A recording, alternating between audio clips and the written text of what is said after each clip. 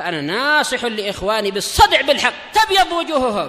السكوت في مسألة الحزبية يضرها، فاصدع بما تؤمر وأعرض عن المشركين. سلامي على دماج ورجالها والشيخ يحيى ودار العلم يا سعد بانيها.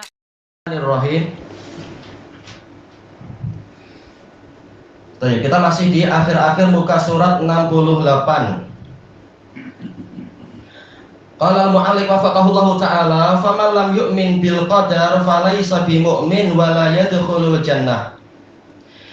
Barang siapa tidak beriman kepada takdir, maka dia bukan mukmin dan dia tidak masuk ke dalam surga.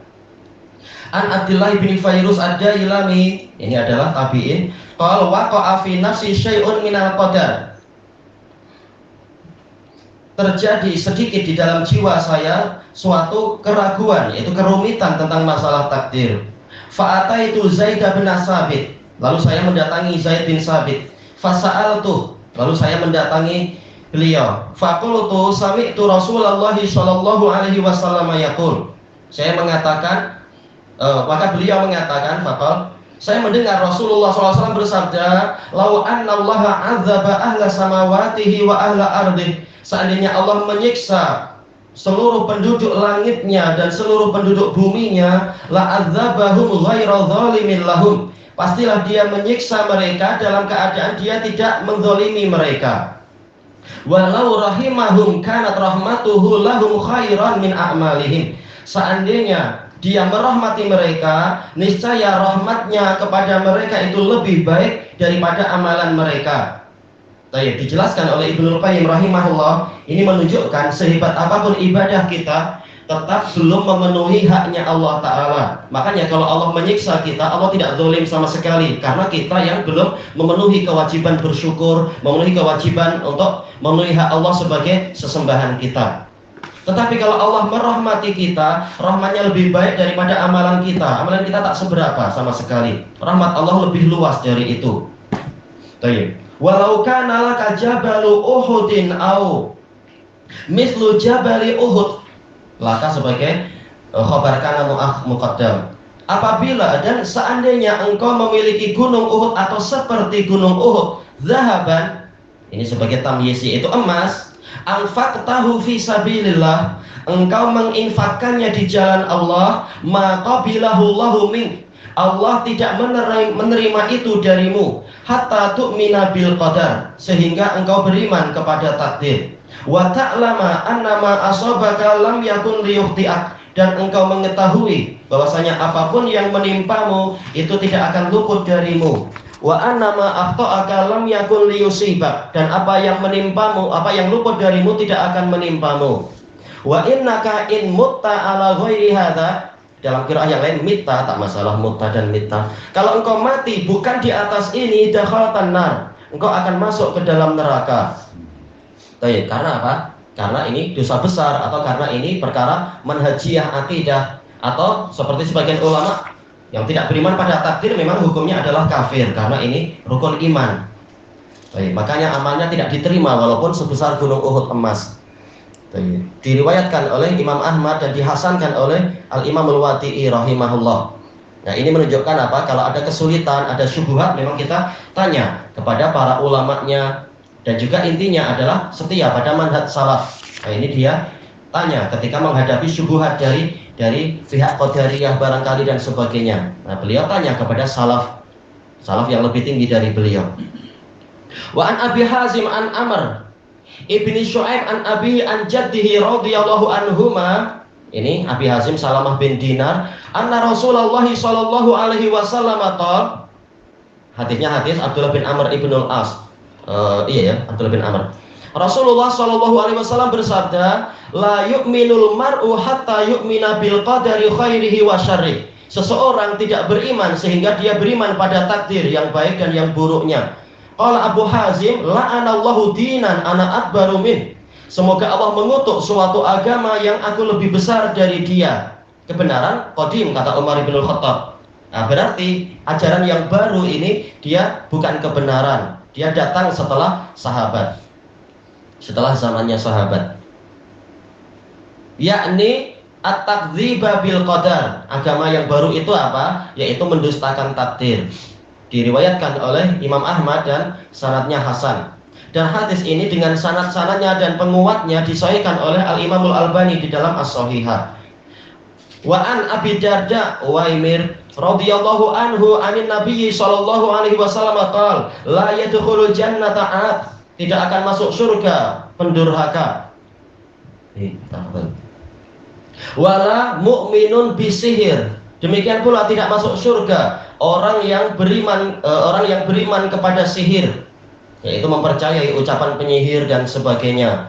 Wala mudminu khamar, demikian pula orang yang yaitu apa? Penagih di sini, yaitu memang dia selalu minum khamar, sudah ketagihan.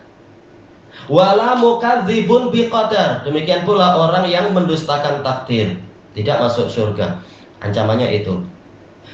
Akhrajahu Ahmad wa hasanahul Imamul Wadi'i rahimahullah. Baik. Yang disebutkan oleh para ulama masuk ini juga, yaitu apa? Ibnu Hizam dihukumi sebagai sebagai pendurhaka. Di zaman Syekh Mukbil dia belum siapa-siapa, baru 2 tahun. Belum dikenal, belum ditazkiyah Syekh Mukbil. Justru Syekh Yahya yang membimbing, yang memberikan tazkiyah dan memberikan takdim. Dan ketika Syekh Yahya pergi, beliau mengatakan nanti Syekh Ibnu Hizam yang menjadi pengganti saya selama saya keluar dan seterusnya.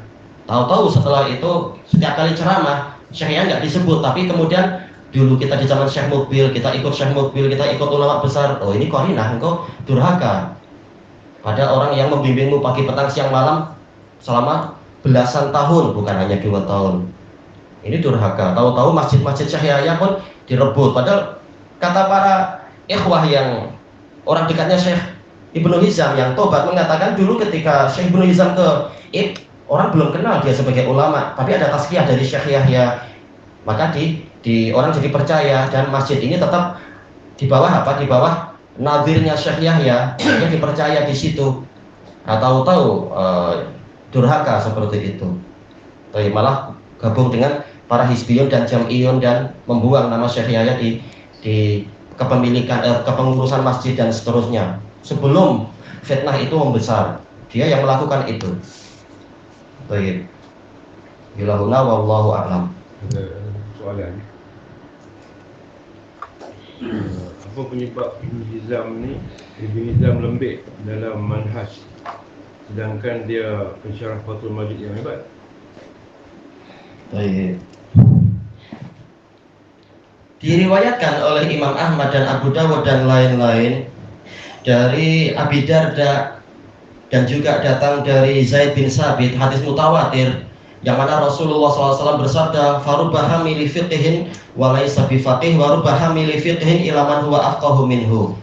Terkadang ada orang yang membawa fikih tapi dia bukan faqih, dan ada orang yang membawa fikih kepada orang yang lebih faqih dari dia, yaitu bukan mustahil orang yang dia menulis, orang yang dia mensyarah, orang yang dia meriwayatkan, ternyata dia sendiri menyelisihi isi dari buku itu. Kalau kita baik sangka, dia tak paham isinya. Kalau dia sudah dijelaskan, dia paham, bahkan dia membantah dan ini dan itu, tahulah kita, dia bukan tidak tahu, tetapi masalahnya adalah ikut hawa nafsu, yaitu dia demi membela hawa nafsunya, dia rela mendatangkan syubhat-syubhat dan seterusnya. Intinya adalah ketidaksabaran, tidak sabar dengan manhaj Rasulullah yang kemudian dibawa oleh para salaf, dibawa oleh para ulama sampai sekarang. Kalau kita betul ikut manhajnya Syekh Mukbil, kita memang wajib siap untuk miskin, bukan berarti wajib miskin, tapi siap. Karena memang rata-rata dana bukan mengalir ke kita.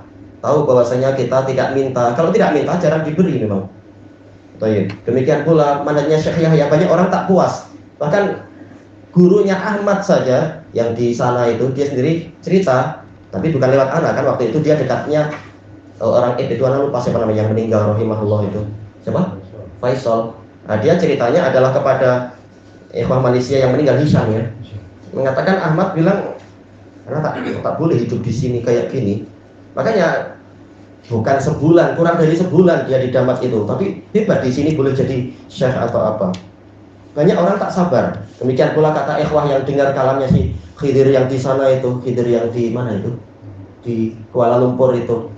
Ketika orang mau belajar ke Damat, dia bilang untuk apa di sana? Sana makannya tak sedap, malah kefuyus saja. Intinya tak sabar dengan kehidupan sederhana yang dicontohkan oleh para ulama yang setia dengan salaf. Padahal apa? Tetap tidak sedap tuh, tidak sedap macam apa sih? Sedap aja, ada ayam, ada apa.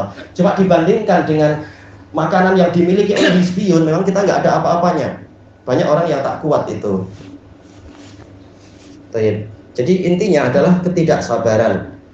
Dan yang kedua adalah kesombongan. Ini disebutkan oleh Syekh Adnan. Ana tak sempat aja untuk menerjemahkan kalam beliau.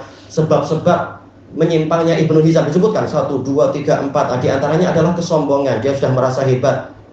Memang dia sendiri sudah mengatakan waktu dia ceramah membela diri ketika dikritik oleh sebagian masyayikh, diperbaiki tapi tak mau, akhirnya dikritik lah. Dia mengatakan, saya sejak kecil saya itu sudah diim oleh Ikhwanul Muslimin karena mereka melihat kehebatan saya dan sebagainya. Kalau dia orang yang tawadhu, nggak perlu cerita macam itu, seakan-akan memang saya sudah hebat sejak kecil, makanya orang-orang mencari saya, bahkan Ikhwanul Muslimin pun mencari saya. Tak perlu cerita macam itu. Intinya adalah kesombongan. Selain kesabaran, masalah hidup yang seadanya. Yang kedua adalah kesombongan itu. Kuncinya 2, kata para masyayikh. Yang lain-lain ada tambahan, yaitu meremehkan orang lain, dan juga apa, memang dia itu sudah begini disebutkan. Seandainya umur panjang, kita akan sebutkan kalam ulama sebab-sebab masalah ini. Kita bicara ini bukan karena kita suka hati atau kita dendam, tak ada dendam. Kita bicara ini dalam keadaan kita menyayangkan. Tapi kalau dia memang melepaskan diri, apakah kita wajib ikut jatuh ke dalam jurang? Tak boleh. Kita harus selamat. Dia sendiri yang ingin jatuh sudah. Nah, cuma itu jadi pelajaran apa yang menyebabkan. Intinya adalah tidak sabar untuk setia dengan manhaj salaf. Dan yang kedua adalah dia sombong, dinasihati tak mau. Cuma seringkali, karena dulu anak baca malah sama kedua belah pihak, agar anak tahu, karena dua-duanya istilahnya adalah guru kita dan teman dekat kita, maka kedua-duanya anak baca tanpa buruk sangka pada salah satunya. Anak baca setiap kali dia kalah hujah, baik ketika melawan yang di Aljazair ataupun melawan yang di Taiz, dia akan diam lama, kemudian dia ceramah. Yaitu apa? Memang dulu saya pernah begini, tetapi sekarang saya berijtihad, setelah saya teliti, pendapat yang terbaru adalah ini. Tanpa dia bersyukur pada orang yang memperbaiki dia, tanpa dia mengatakan ya dulu saya salah. Cuma apa? Saya dulu ijtihad begini, sekarang saya ijtihad begini. Ketika ditanya oleh para ikhwah, Syekh, kan terbukti berarti kemarin Anda salah, kenapa tak bilang saja ya saya salah, dan saya ingatkan kalian untuk jangan mengikuti pendapat yang dulu, saya keliru, karena memang itu akan mendukung manhajnya Ikhwanul Muslimin gini-gini. Kenapa Anda tak mau gitu? Dia bilang seorang alim kalau dia itu mengaku salah di depan umum, nanti namanya akan jatuh. Wah, malah orang tambah bising lah. Kenapa pakai kalimat macam ini? Akhirnya sampai dua ulama menulis buku risalah menjelaskan orang alim kalau dia keliru dan dia mengakui salah dan mentahdir kesalahan dia yang lama, justru namanya akan mulia, menunjukkan dia memang orang yang jujur. Kalau salah mengaku salah dan bersyukur pada orang yang memperbaiki, tak kemudian menonjolkan dia adalah orang alim takut namanya jatuh. Ini malah jadi buruk seperti itu. Setelah diberi malzamah itu, tak juga kemudian tobat, malah memburuk-burukkan, mengatakan Abu Bakar Hamadi ini siapalah dia itu gini-gini, diremehkan lagi orang-orang itu. Nah, itulah pola-pola dia seperti itu. Wallahu a'lam. Alhamdulillahirabbil alamin.